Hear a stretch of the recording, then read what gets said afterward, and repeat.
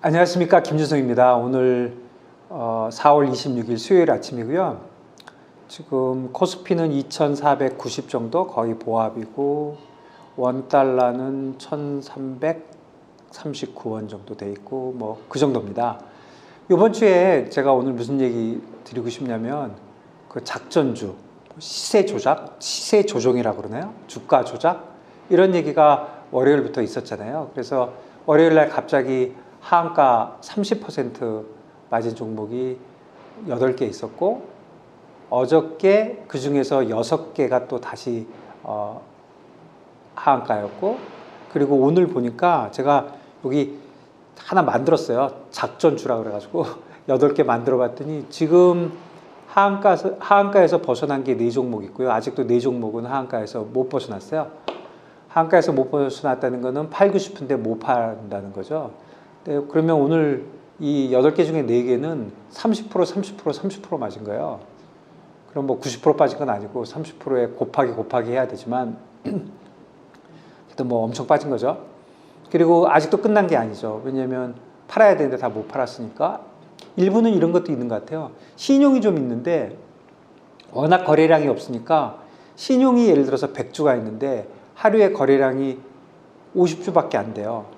그럼 그 50주 신용이 남잖아요. 그럼 그 다음날 무조건 또 나와야 되거든요, 증권사에서. 그러니까 계속 쌓이는 거죠. 그래서 아직 4개 회사는 그런 지경에 있는 것이고, 지금 돌아선 회사들은 보니까 그 원래 가격 있잖아요. 이 작전, 저는 사실 99% 작전이라고 생각하거든요.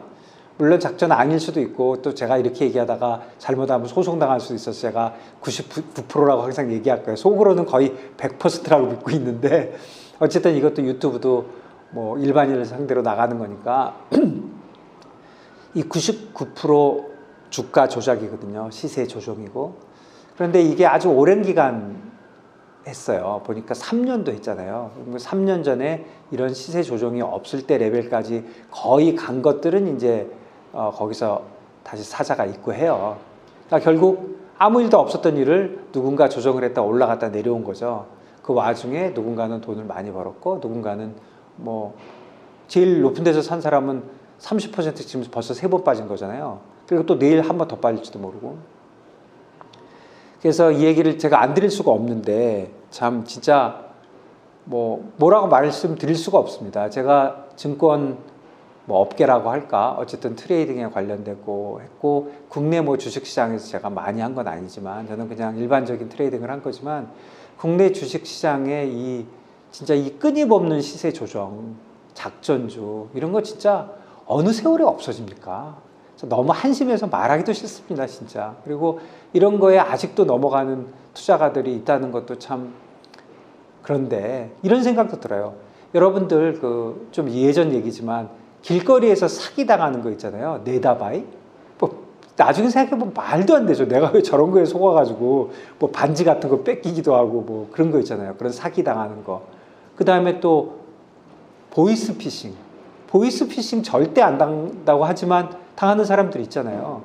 그리고 그 당한 사람은 내가 왜 이런 거를 갑자기 내가 당해, 이런 데거든요. 그러니까 사실 이 주가 조작도 당한 사람들 입장에서 보면은 야, 내가 어떻게 저런 거를 당했지? 할 수도 있어요. 제가 왜 그런 소리를 조금 드리냐면, 이게 뭐 진화 정도가 보이스피싱보다 더해요. 이 주가 조작도. 완전 전문가들이 있는 거고요. 그 전문가라는 사람들은 딴 거 없어요. 전부 범법자고 전부 감옥 가야 되는데 안 잡히고 있는 거죠. 그래서 한번 생각을 해볼까요? 제가 주가 조작 이런 거에 전문가는 아니지만 뭐 예전에 어떻게 하고 이런 거 알 필요도 없어요. 계속해서 진화하니까. 주가 조작이라고 하면 어떻게 한번 생각을 해보자고요.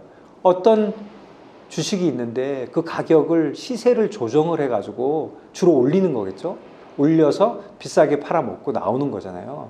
그러면 이런 일이 벌어지려면 첫 번째 뭐 몇 가지 그룹이 있을 것 같아요. 단계도 있고. 이제 막 3년씩 하잖아요. 예전에 시골에 어떤 사람이 큰 돈을 뭐 상속을 받아가고 돈이 100억이 생기면 그 사람을 그 도박반으로 끌어들여가지고 100억을 뺏어내기 위해서 뭐 3년, 5년을 작업을 한대요. 왜냐면 도박 안 하는 사람을 도박판에 끌어들이려니까 옆집에 이사 가서 뭐 2년 동안 친하게 살다가 뭐 이런 식으로 한대요. 그런데 100억만 벌 수 있다면 2년이 문제겠습니까? 3년이 문제겠습니까?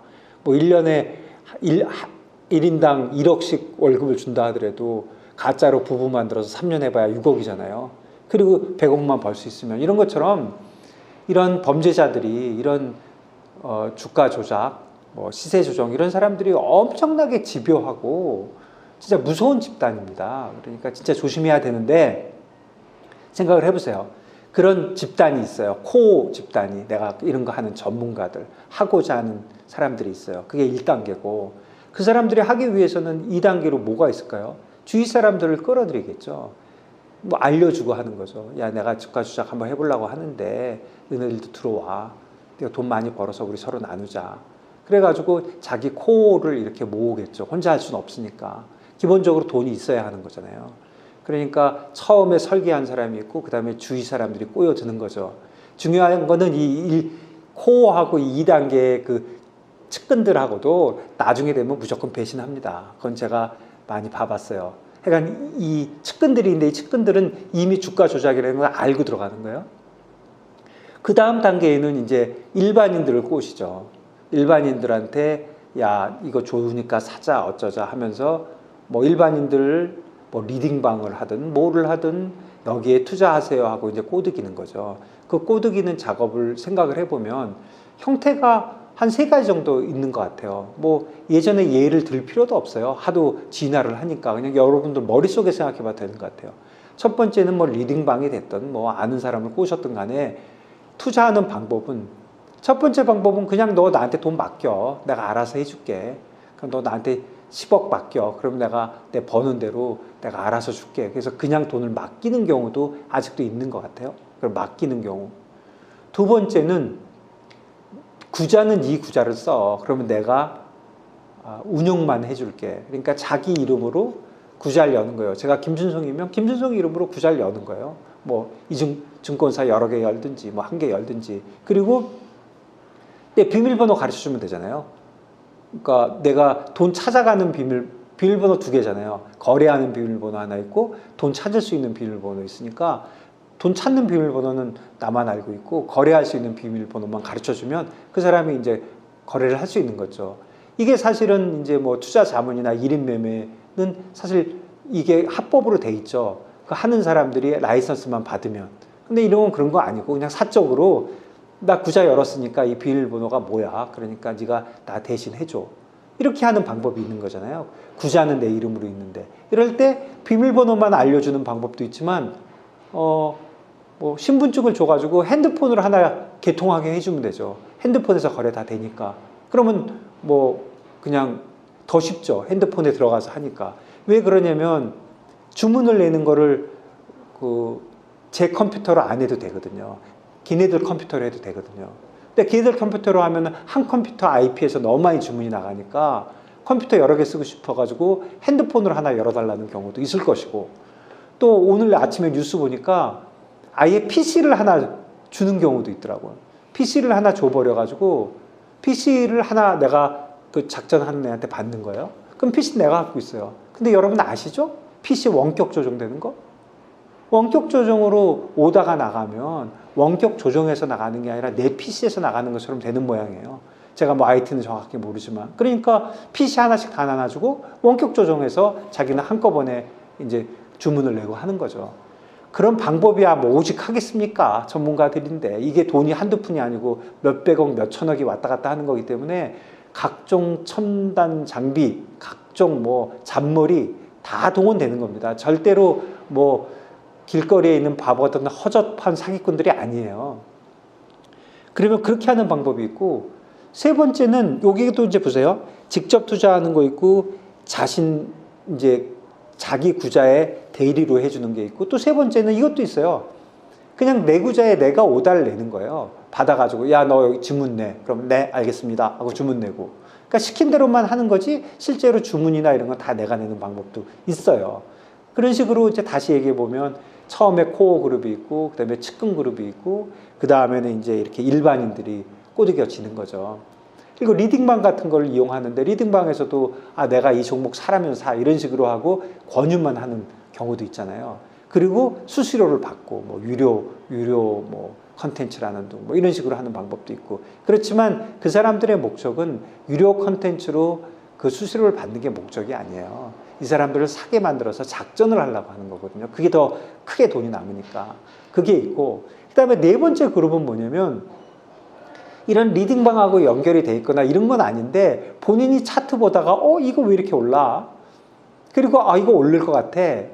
뭐 2배가 올랐는데 이거 작전주 같아 지금. 그런데 계속 오르니까 나도 올라타봐야지. 그리고 개인들이 스스로 하는 거죠. 알아서. 그런 그룹도 있는 것 같아요. 그러면 결국 이제 네 그룹이 형성이 돼가지고 작전주가 되는 거예요. 그러다 보니까 이번 경우에 보면 막 3년도 갔잖아요. 그럼 보세요. 이 네 가지 그룹의 어느 그룹이든 간에 이 네 가지 그룹이 있는 사람들은 오르면 다 좋죠? 이 주식이? 그러면 사고 팔고 하면서 계속 올라가는 거예요. 자기는 원래 막 100원짜리였는데 120원에 샀다 150원에 팔고, 뭐 100원에 샀다 200원에 샀다 220원에 사고, 300원에 샀다가 400원에 팔고, 오르면 다 좋은 거예요. 나쁜 사람이 누가 있어요? 다 좋으니까 자기들끼리 계속 돌리는 거죠.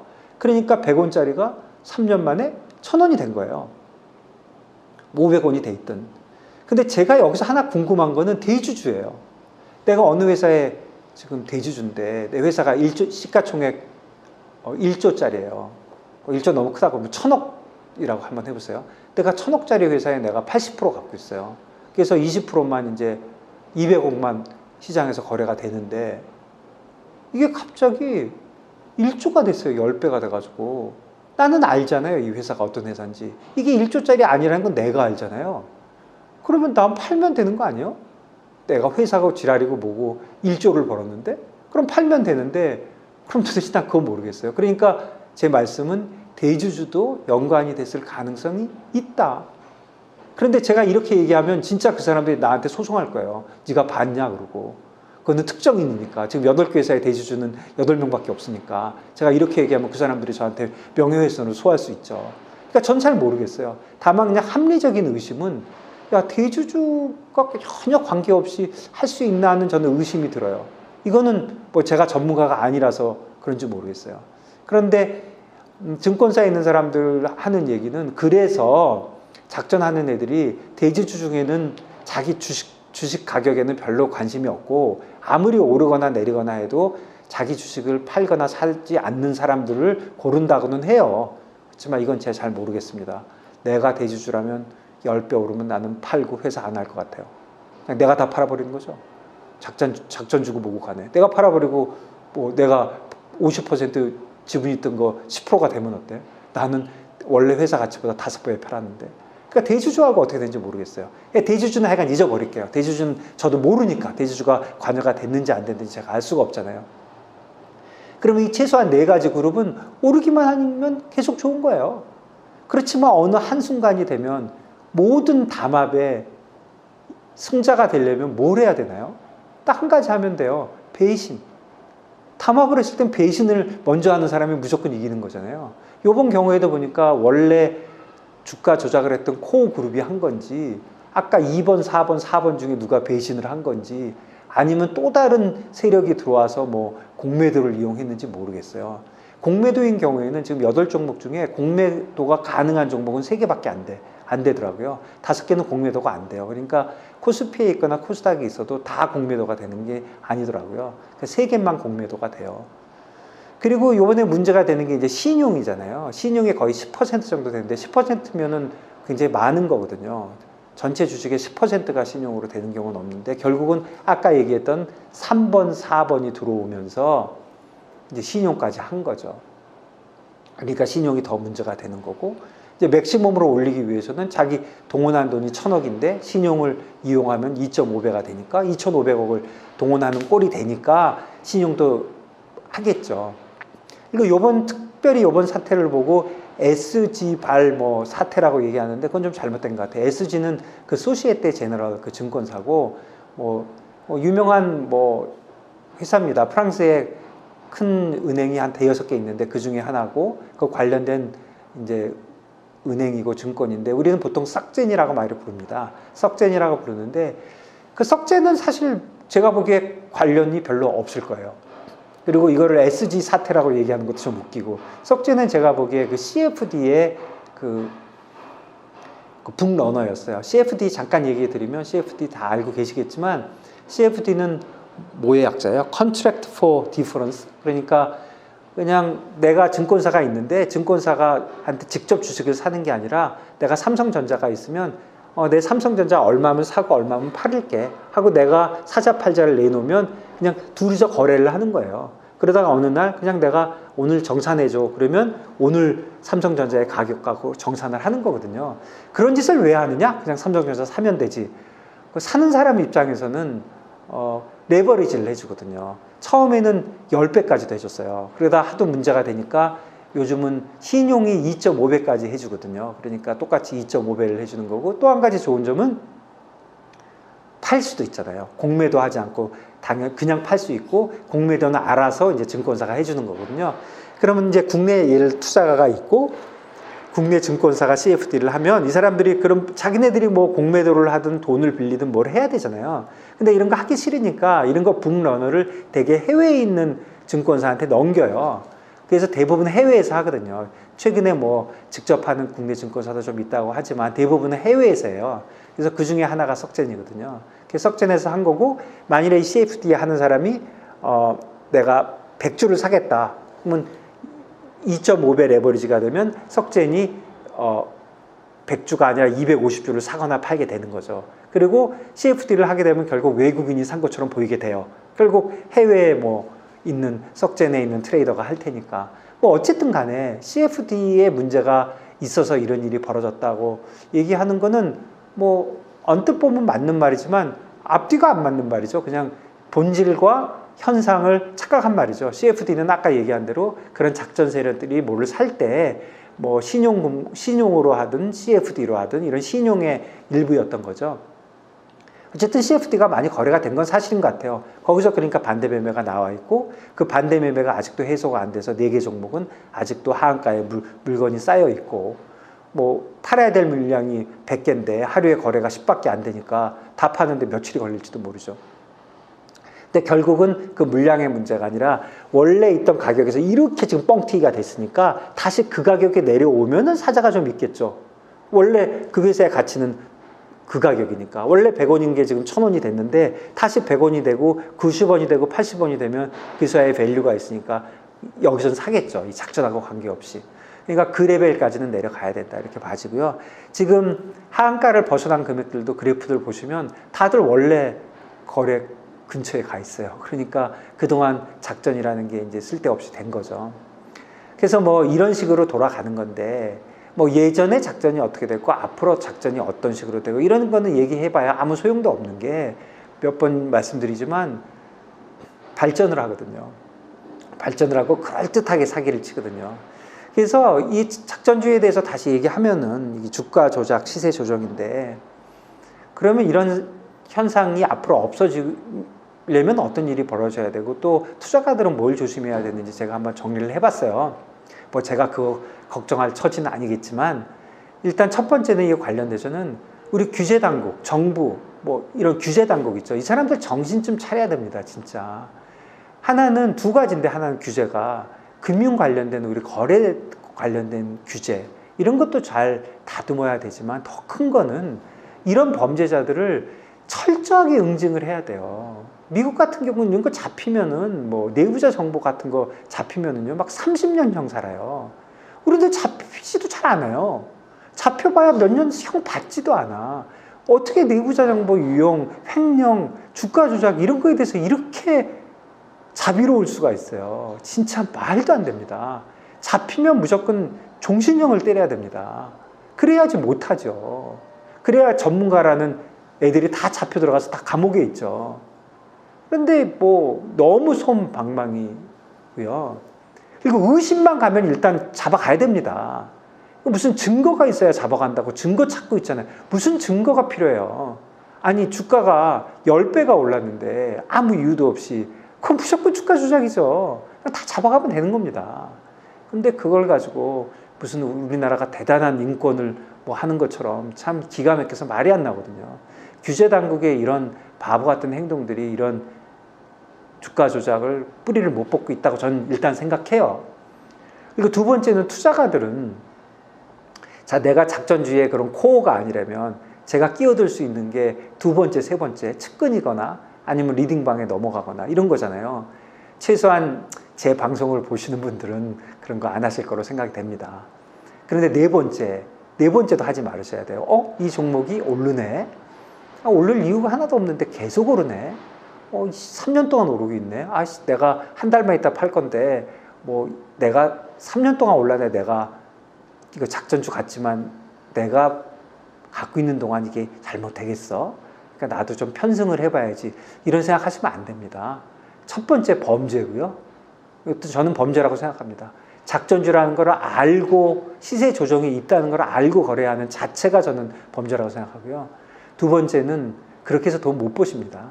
그러니까 무조건 멀리 떨어져야 되거든요. 그러니까 작전주에 편승해서 돈을 벌 수 있다. 이런 생각은 아예 하시면 안 되고, 제가 이 유튜브에서 제 책에서 아니면 방송에서 매일 제가 얘기하잖아요. 얘기하는 거는 진짜 이거예요. 절대 주식 오르고 내리고 모릅니다.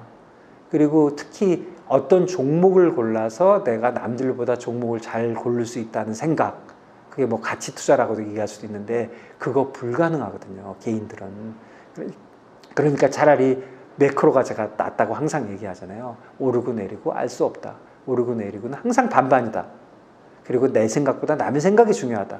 우리가 매크로를 봐도 전업 투자를 해도 그럼에도 불구하고 우리 돈 벌 수 있다. 그런 거 안 하고도 투자해서 돈 벌 수 있어요. 작전 안 하셔도요. 평생 돈 벌 수 있습니다. 여러분들 절대로 작전에 진짜 생각도 하시지 말아야 되고요. 저는 다시 한번 한탄스럽습니다. 여러분들도 다 그렇게 생각할 거예요. 어느 세월에 진짜 이런 작전 이런 게 먹히는 그런 한국의 주식시장 진짜 너무나도 한심하다는 생각이 듭니다.